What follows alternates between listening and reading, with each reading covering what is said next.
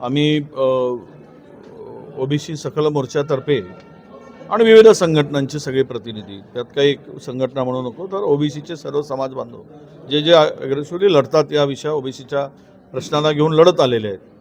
या जनगणनेच्या संदर्भात आणि UGCच्या जे आता UGCच्या संदर्भात गाईडलाईन्स आल्या किंवा बिल आलं त्या संदर्भात ही फार चर्चा विदर्भातील सगळ्या ओबीसी नेत्यांच्या बरोबर झाली. हे दोन्ही गोष्टी फार अन्यायकारक आहेत आणि मला वाटतं की त्यामध्ये SC/ST बरोबर ओबीसी हा कलम का नाही. ओबीसी जर जनगणना होत नसेल उद्या ओबीसीच्या आरक्षणाचं काय. तुमच्या स्थानिक स्वराज्य संस्थांमधल्या ओबीसीमध्ये येणारे जे आत्ता अडथळे आहेत, जे जिल्हा परिषदा, पंचायत समिती, महानगर किंवा इतर ठिकाणी निवडणुका थांबलेल्या आहेत, मग ह्याचं काय. आणि त्याबरोबरच ओबीसीच्या आरक्षणाचं तर विषय संपुष्टातच आहे. म्हणून हे सर्व अन्यायकारक दोन विषयाला घेऊन खूप चर्चा झाली आणि ही सरकारच्याकडे हा आवाज पोहोचवण्याचं ठरवलं सरकारच्या दरवाजापर्यंत. त्यामुळे 17 तारखेला आम्ही आमच्या संविधान चौकामध्ये धरणे आंदोलन करून सुरुवात करायची आहे. आणि या जनगणनेमध्ये जोपर्यंत हे ओबीसीचा समावेश होत नाही तोपर्यंत मोठा एक आंदोलन या राज्यामध्ये सगळ्या नेत्यांनी, कार्यकर्त्यांनी ठरवलं की हे आंदोलन उभं झालं पाहिजे. आणि त्याची सुरुवात आम्ही जिल्हा स्तरावर मोर्चे आपल्या बैठका घेऊन त्याची सुरुवात करू. जिल्हा स्तरावर मोर्चे काढू आणि विभागीय स्तरावर मोर्चे काढू आणि सरकारच्या लक्षात हे आणून देऊ की तुम्ही ओबीसीवर अन्याय करतात, तो अन्याय दूर झाला पाहिजे. आणि त्या पलीकडे जाऊन आम्ही एक ओबीसी युवा संमेलन पण आम्ही घेतो आहोत. तो साधारणतः मार्चच्या फर्स्ट वीकमध्ये होईल. आणि ओबीसीच्या जे अधिकार आहेत, जसं UGCच्या माध्यमातून जे अधिकार त्यांचा हक्क डावलण्याचा प्रयत्न झाला आहे, जे त्यामध्ये प्रावधान केले गेलेलं आहे, हे फार अन्यायकारक आहे. आणि त्याबरोबर त्यांचे अधिकार, हक्क, जसं महाज्योती महाराष्ट्रातील कार्यरत आहे पण अजून पैसे मिळाले नाही, संख्या मोठी आहे परंतु त्यामध्ये कुठलीही योजना आता पूर्ण क्षमतेनं सुरू नाही. खूप मोठे विषय असे आहेत. पण आम्हाला मुख्यत्वे दोन विषयावर आत्ता हे सरकारच्या लक्षात आणून देण्यासाठी भूमिका आम्ही स्वीकारलेली आहे. आणि त्याची सुरुवात 17 फरवरीला संविधान चौकातमधील आंदोलनाने करायचं ठरलं आहे. काही संघटनांचे दिल्लीत सुद्धा आंदोलन होते आहे. आपला जो 17 तारखेचं आंदोलन असणार आहे त्याचं स्वरूप कसं असणार आहे, किती लोक येतील, काय त्याचं स्वरूप? नाही, बघा, आम्ही सर्वांना आवाहन करतो आहोत आणि त्याच्या पलीकडे पुन्हा एक सांगतो आपल्याला की आम्ही या जनगणनेमध्ये ओबीसीनी सहभागच घेऊ नये म्हणून प्रत्येकाने आपल्या दरवाजापुढे एक पाटी लावली पाहिजे की हा जनगणनेमध्ये ओबीसीचा कालम किंवा ओबीसीचा समावेश करा त्यामध्ये, तर आम्ही सहभाग घेऊ, अन्यथा घेणार नाही. आम्ही ते करतो आहोत आणि प्रत्येक ओबीसी माणसाने ते लावावं असं आवाहन मी करतो आहे.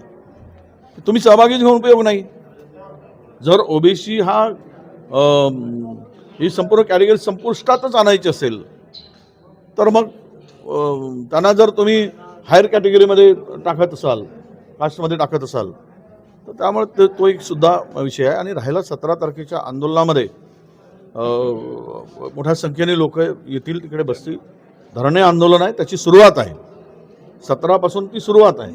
हे आंदोलन जोपर्यंत हा विषय संपुष्टात येत नाही तोपर्यंत सुरू आहे. संघटनांसोबत राजकीय पक्षांना सुद्धा संपर्क नाही, बघा, ज्यांना यायचं आहे हे राजकीय याला स्वरूप नाहीच मुळात. ज्याला आपल्या राजकीय जोडे चपला बाहेर काढायचे आहेत आणि ओबीसीच्या हक्कासाठी यायचं आहे ते सर्व त्या ठिकाणी सहभागी होऊ शकतात. त्याला कुणाचंही बंधन नाही.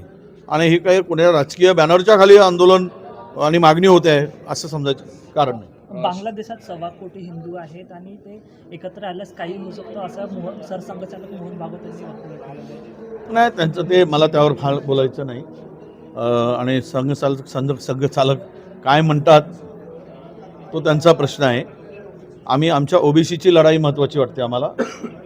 आणि ओबीसीच्या हक्काचं मिळालं तर त्यांचे जे आत्ताचे प्रश्न आहेत आरक्षणापासून तर नोकऱ्यापर्यंत ते सगळे प्रश्न दूर होतील. पहिले पोटाची व्यवस्था करा, पहिले पोठोबा, आम्ही नंतर विठोबा तो म्हणायला तयारच आहोत. सरसंघचालक कसंही म्हणाले 3 अपत्य असावे. सरसंघचालक कसंही म्हणाले 3 अपत्य असावे. आता जनगणनेचाच विषय सुरू आहे. नाही, ते 3 म्हणू देत, 5 म्हणू देत, त्यांना शुभेच्छा आहेत. जे जे म्हणतात त्यांनी सुरुवात करावी अशी आमची मागणी आहे. शासकीय रुग्णालयात आता मोफत उपचार बंद झाले. विजय भाऊ, शासकीय रुग्णालयात मोफत उपचार बंद झालेले आहे. आता 5 रुपयापासून 40,000पर्यंत शस्त्रक्रियेसाठी आता ते सगळे पैसे मोजावे लागले. भीक मागा म्हणा. राज्यातील सरकारांना भीक मागायची पाळी आली आहे. मोदी साहेबांचे केंद्रातील सरकार आणि फडणवीसांच्या सरकारला रस्त्यावर यांची कटोरा घेऊन उभं राहिलं पाहिजेत आणि त्या कटोऱ्यामध्ये लोकांना सांगितलं पाहिजे की आमच्याकडे आता रुग्णांची सेवा करण्यासाठी पैसे नाही, तर देवाच्या नावाने, ईश्वराच्या नावाने आमच्याकडे काही दान टाका, म्हणजे आम्हाला सरकार चालवता येईल आणि गरिबाची सेवा करता येईल, अशा प्रकारची भूमिका स्वीकारावी. भाऊ, मंगळसूत्र घालून गेलो म्हणून एका मुलीला परीक्षेपासून वंचित राहावं लागलंय. सीईटीची कुठे मला नाही माहिती, परीक्षा मी वाचलं नाही अजून. सीईटीच्या एक्झाममध्ये कोणतं म्हणजे मंगळसूत्र घालून गेल्यामुळे म्हणजे त्याला परीक्षेलाच बसू दिलं नाही. हां, महिलांनी संताप व्यक्त केलाय सगळ्यांना. म्हणून लग्न झालेल्या विवाहित मुलींनी पुढचा अभ्यास करू नये किंवा परीक्षा देऊ नये, म्हणजे हे तर कोणाचं हे दिव्य विचार आहे त्यांचे. म्हणजे UGCच्या परीक्षेमध्ये सांगताय तुम्ही,